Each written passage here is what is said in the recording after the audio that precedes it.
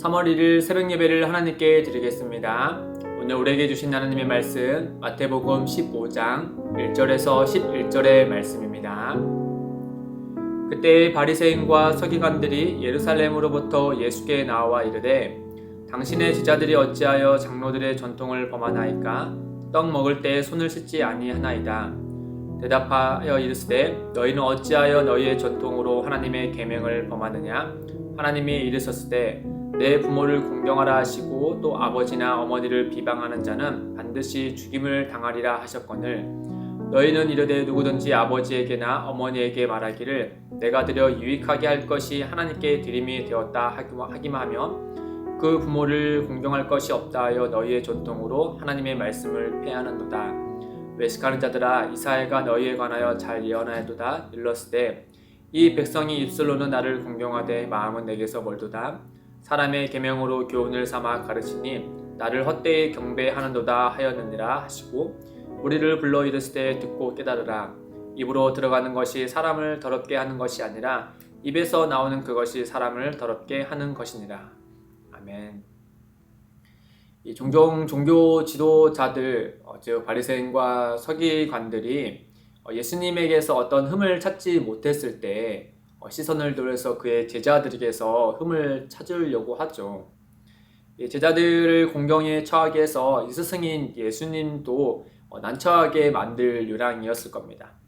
이번에 그들이 제자들에게서 찾은 흠은 이 손을 씻지 않고 음식을 먹는 것이었습니다.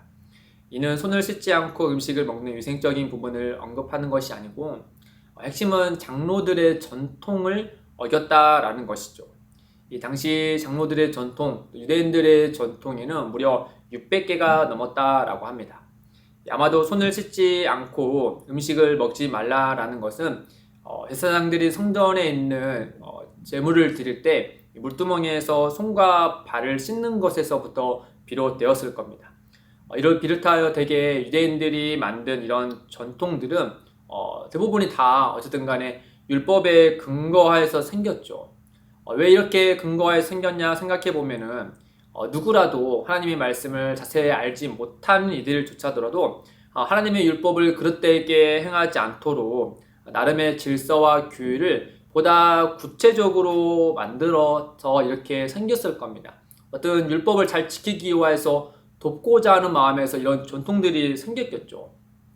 그러나 문제는 언제부턴가 이런 전통들이 알맹이는 없이 껍데기만 남게 된 것이죠.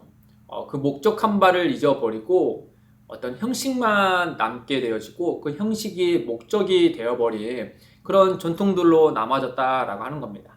그런 점에서 예수님께서 그들에게 이 점을 아시고 이와 같이 되묻는 것이죠. 3절에 보시면 대답하여 이르시되 너희는 어찌하여 너희의 전통으로 하나님의 계명을 범하느냐. 그러니까 원래 이런 전통은 하나님의 계명을 잘 지키기 위하여서 길을 닦아주는 역할을 해야 되는데 오히려 지금 남아있는 유대인들의 전통은 하나님의 계명을 범하고 또 그것을 폐하는 일, 그릇된 일로 사용되고 있다라고 예수님께서 말씀하는 것이죠. 한 예를 들어서 부모를 공경하는 것과 하나님께 서원하여 드리는 예물에 대해서 말씀해 주고 있는 것이죠. 이 하나님께서 이 부모를 공경하는 것이 매우 중요하다는 사실을 그들에게 십계명과 여러 말씀을 통해서 알려주시지 않았습니까?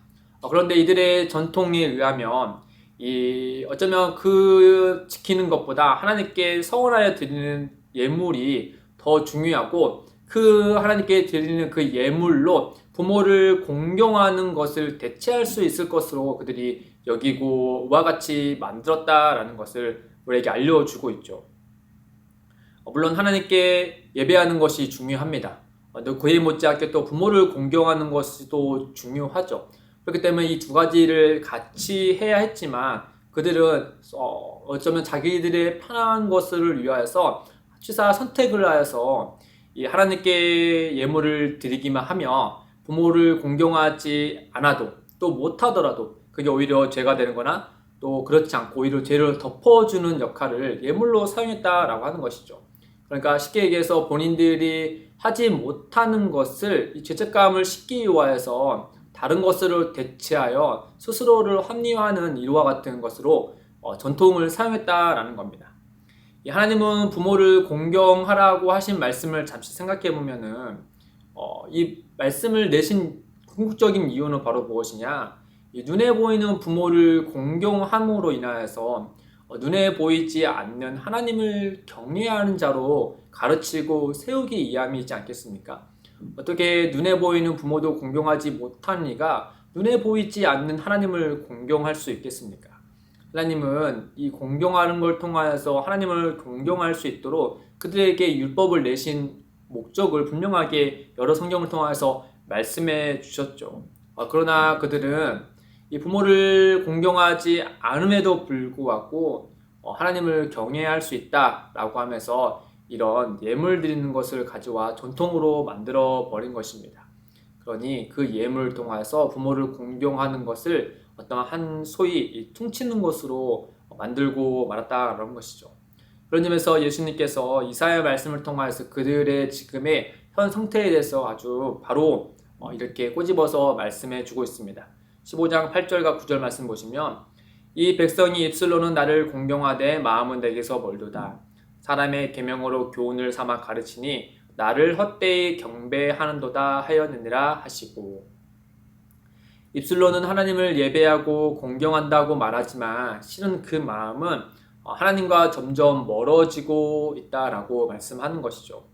이를 어떻게 진단할 수 있느냐라고 하면 예수님께서 말씀하신 것처럼 눈에 보이는 이런 공적인 예배하는 모습이 아니라 이 삶에서 실제 드리는 산 예배를 보았을 때 그들이 정말 하나님을 마음을 다해서 예배하고 있는 자인지 아닌지를 알 수 있다라는 것을 우리에게 알려주고 있습니다.